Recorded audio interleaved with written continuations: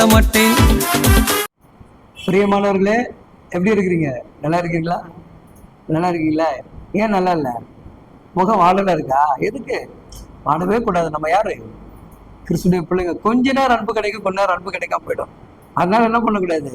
ஏசப்போடைய அன்பு என்னைக்கு என்னைக்கு இப்படிப்பட்டது? நிலையானது. இல்லையா? அதான் இப்ப சொல்றான் பவுல் எபேசியர் 1ஆம் அதிகாரத்துல 5ஆம் வசனம் சொல்லுது, பிரியமானவருக்குள் தாம் நமக்கு தந்தருளின தம்முடைய கிருபையின் மகிமைக்கு புகழ்ச்சியாக. அல்லேலூயா. நமக்கு என்ன கொடுக்கிறாரு? கிருபையும் மகிமையும் புகழ்ச்சியும் தர்றாரு. அல்லேலூயா. அவன் சிரிச்சுக்கிட்டே இருங்கள, கொஞ்சம் ஜாலியா லைஃப் ரொம்ப கூலா என்ஜாய் பண்ணுங்க. சரிங்களா? கஷ்டம் கஷ்டம் கஷ்டம், எப்போ பார்த்தாலும் பிரச்சனை, எப்போ பார்த்தாலும் நோய், எப்போ பார்த்தாலும் யாராவது நம்ம கிட்ட வாக்குவாதம் பண்றாங்க. சபைக்கு போனா பிரச்சனை, ஊழியர்கள் பிரச்சனை, விசுவாசி பிரச்சனை, வேலையில பிரச்சனை, படிக்கிற இடத்துல பிரச்சனை, பஸ் ஏறினா பிரச்சனை, வண்டி ஓட்டினா பிரச்சனை, தெருவில் நடந்து போனா பிரச்சனை, கடைக்கு போனா பிரச்சனை, எங்க பார்த்தாலும் பிரச்சனை பிரச்சனை பிரச்சனை பிரச்சனை பிரச்சனை சொல்லிக்கிட்டே நம்ம வாழ்ந்துட்டு இருக்கோம். பிரச்சனையை தூக்கி மூட்டை கட்டி போட்டுருங்க. இன்னைக்கு நீங்க என்ன பண்ணுங்க? சிரித்த முகமாக, மன மகிழ்ச்சியோடு, மன நிறைவோடு தேவன் தந்திருக்கக்கூடிய நாளை மிகுந்த சந்தோஷமாக வரவேற்று கொண்டாடுங்க. சரிங்களா? அவர்கிட்ட பிரியமா இருக்கு, ஏசப்பாட்ட பிரியமா இருக்கு.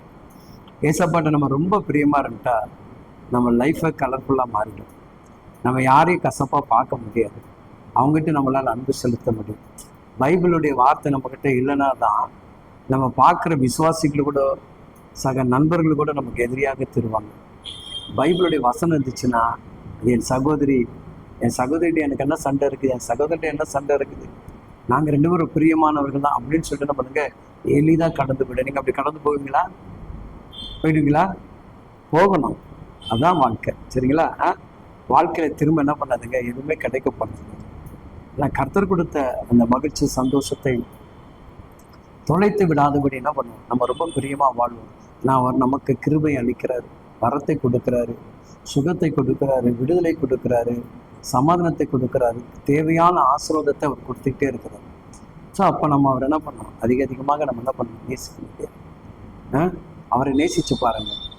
வேண்டாம், மனுஷெல்லாம் நம்ம ஒரு காலத்தில் ஏமாத்திடுவாங்க. சரிங்களா? நம்ம எவ்வளோதான் அவங்க மேலே பிரியம் வச்சாலும் நம்முடைய அன்புடைய வேல்யூ அவங்களுக்கு தெரியாது. சில பேர் சுயமாக பலதரமாக இருப்பாங்க, சில தேவைகளுக்காக அன்பு காட்டுறவங்களா இருப்பாங்க, தேவை முடிஞ்ச நம்மளை எப்படி காகிதம் ரொம்ப தூக்கி போட்டு போகிறவங்களா இருப்பாங்க.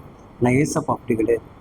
அவர்கிட்ட நீங்கள் எவ்வளோக்கு எவ்வளோ பிரியமாக இருக்கிறீங்களோ அவ்வளோக்கு உங்கள் வாழ்க்கை என்ன பண்ணுங்க, ஆசீர்வாதமும் கிருபையும் நன்மையும் மகிழ்ச்சியும் எப்பொழுதும் உங்களை சொல்லிக் கொள்ளும். கர்த்தருக்குள் இருங்க, கர்த்தருக்குள் மகிழ்ச்சியாக இருங்க, கர்த்தரோடு இருங்க. கர்த்தர் உங்களோடு கூட இருந்து பலத்த காரியங்களை செய்வாராக. ஆமென்.